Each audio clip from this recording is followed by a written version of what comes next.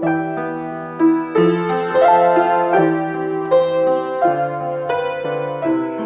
день, чистовані русини! В ефірі передача «Живий русинський язик». З вами я, Олена Копинець-Барта і отець Дмитрій. Добрий день! Добрий день, дай Боже, всім нашим братям, русинам і русинкам.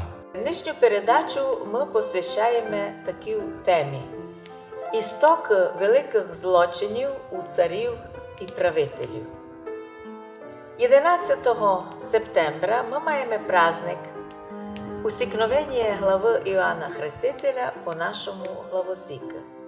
Можу повісти такого оригінального названня не є нігде в світі. Який задум преподносить православна церква людям, правителям з цим праздником? Кожний православний праздник має свої задуми. В першу чергу історичний, духовний, богословський, моральний, ну і поучительний. Праздником усікновення глави Іоанна Предтечі Церква православна закликає нас увидіти, що стає причиною великих бід і напастей, злих діянь, яка була подоплека, повірили би по-нашому, яке то було ізнутрі, із унну, що там ся урвало в чоловікові, коли чоловік простий, або керівник середнього лану, або великий правитель, президент роблять злочини. Іменно злочини великі. Так, іменно Євангеліє і праздником усікновення глави Іоанна Предтечі розкриває механізм. І в першу чергу не стільки чрезмірна власть, не стільки велика власть безконтрольна може приводити правителів до сугубих злочинів. Не тільки то, що йому дано много, а вписаному або прибрав много можливостей. Виявляється, що якщо б правитель був духовний, якщо б мав молитву, страх Божий, сповідався, причащався, знав би принципи євангельські, держав бися деяких правил традицій народа, ганьбив бися людей, бояв бися навіть хоча б мало собственного закона, що рідко буває, то було б так показово, що іменно бездуховність правителів, поєднана з безконтрольною властю, толкає людей на безумні кроки і злочинні движення і діла.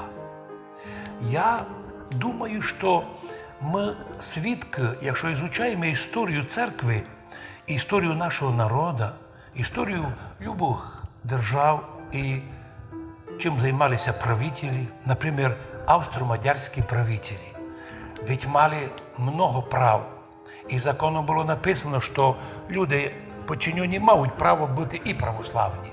Но австро-мадярська власть сказала, право мають на папері, реально нет. І судили православних, і були доносчики тоді, іменно люди уніяти, котрі доносили до православних, хоча розуміли, що можуть вони так молитися, але не хотіли. Те ж саме пам'ятаємо за чехословацький період. Ведь президент Масарик був наш русинський президент, і люди восхваляли його, але треба було у безконтрольній власті йому вмішатися у релігію русинов, коли він хотів розколоти православних, а також вмішався у язиковий вопрос. Ви з вами вже говорили, що Масарик і Прага приписали русинам, що їх язик має бути лем десь там київський, малоруський, але ніяк не оригінальний русинський. Вони не сміли то робити. Но власть їм це дозволяла. Кількося вели безкарно, бездарно совєтські правителі. Що наробили?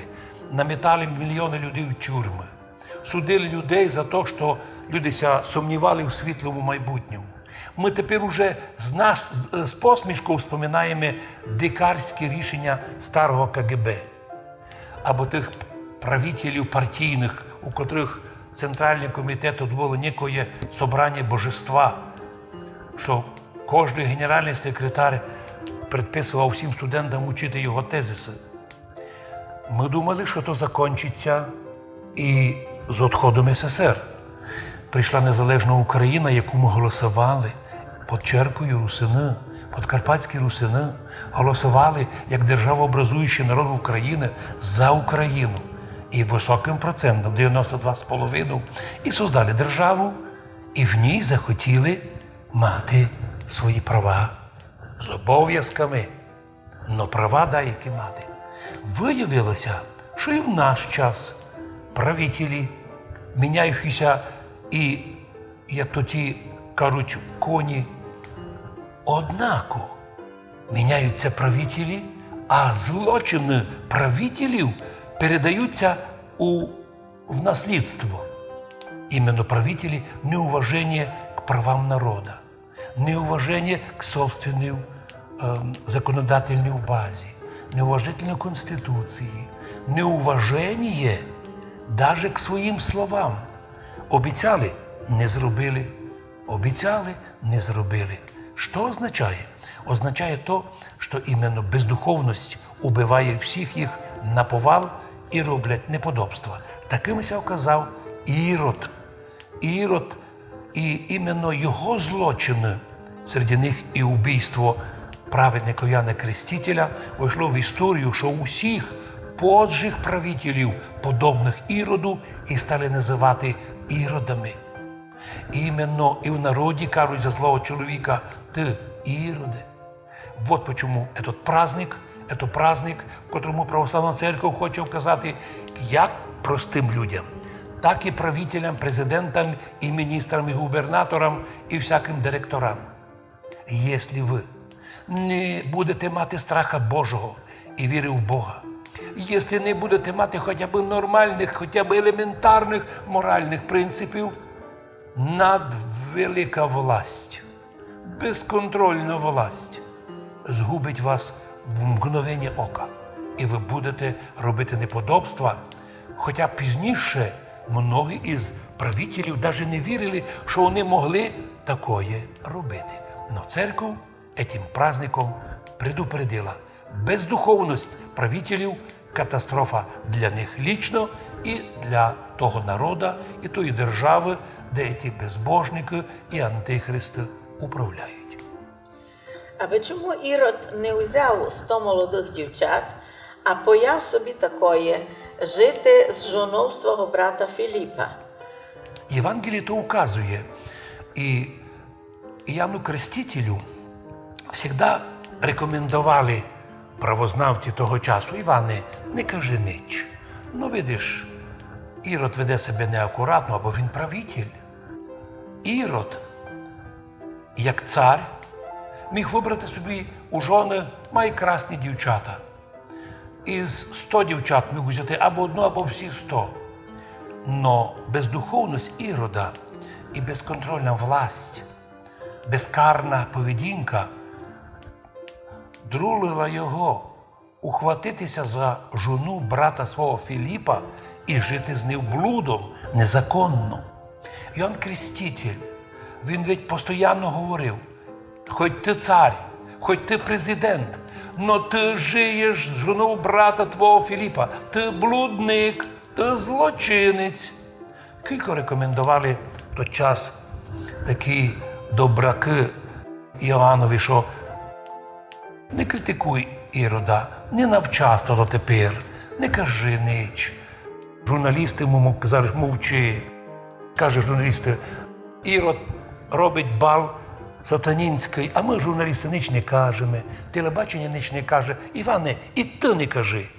А Іоанн Креститель не дивився ні на журналістів, ні на телебачення, ні на всякі другі газети, а гойкав: Іроде, ти злочинець.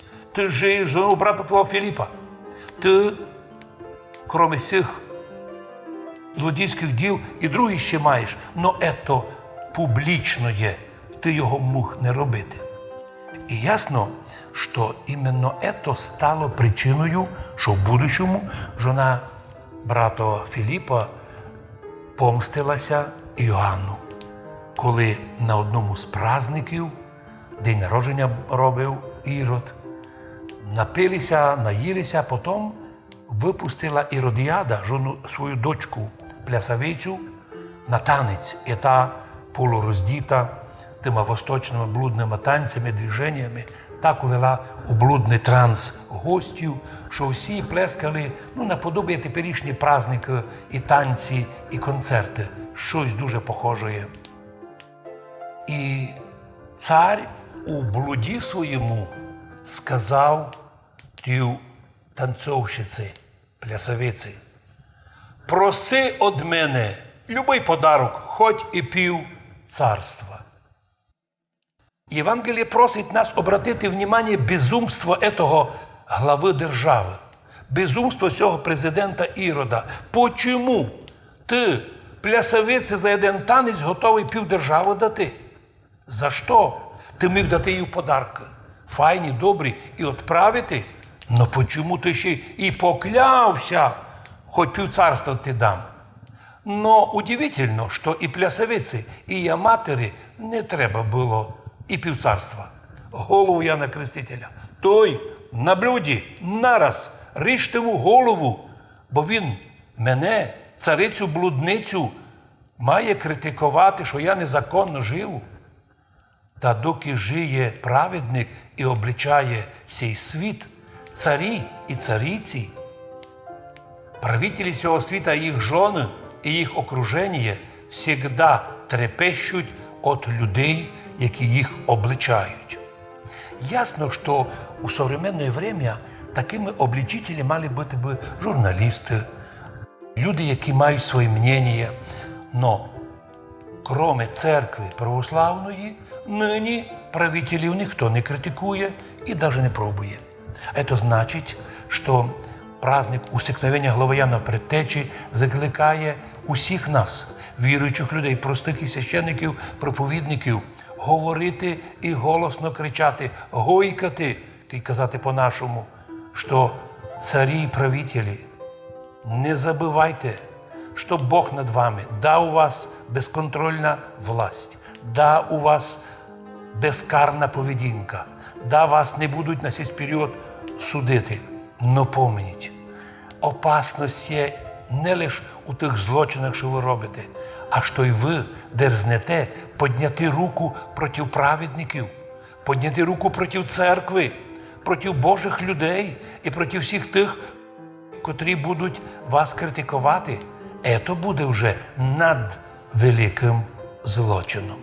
Ми свідки того, що в наш час людей б'ють за елементарні учинки. При Совєтському Союзі, пам'ятаєте, за пару стебел давали 5 років. Нині проста поштарка зробила перепост, і там 2-3 голоси то виділи, їв. Тепер грозить 10 років тюрми. Да Сталін такого не робив, як робиться нині. І я претерпів суди, у яких суд ніч не доказав. І спецслужби, котрі представили мій злочин, мов, закликав міняти границю, але не доказів, ні відео, ні аудіо, ні свідків, просто ніч. Суддя взяв непідсудне рішення в суд, 3 роки мучилення тут ходили, тягали. Подсудимий Сидор, встаньте. Ужас був. Однако півроку ще й в київські суди тягали.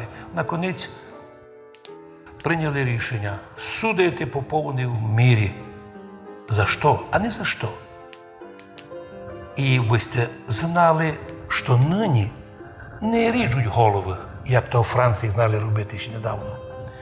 Но усикновення і нині роблять руками журналістів, брехливих, продажних, руками злочестивих каральних органів, які у своєму безумстві виконують злочинні укази вищих правителів. Все це реальність. А тому усикновення і нині актуальна тема – усикновення глави праведників. А як перенести, інтерполювати события тисячолітньої давності? Можемо відповідати дуже курто, накурто. Любому правителю, любого рівня треба пам'ятати, якщо ти йдеш во власть, а ти безбожник, ти принесеш много скорби народові. Якщо ти правитель або якийсь народний ізбранник, а роками ніч не робиш народа свого, ти превращаєшся в кровопійцю народа, котрий у горю, в сльозах, у муках і в тих молитвах може молитися за тебе, но Бог тобі не допоможе. Тому рекомендація всім безбожникам – не лізьте у власть, не йдіть туди, де ви не способні. Не йдіть туди, де ви можете наробити біди і горя много людям. Лучше займіться тими ділами, у які у вас підуть краще.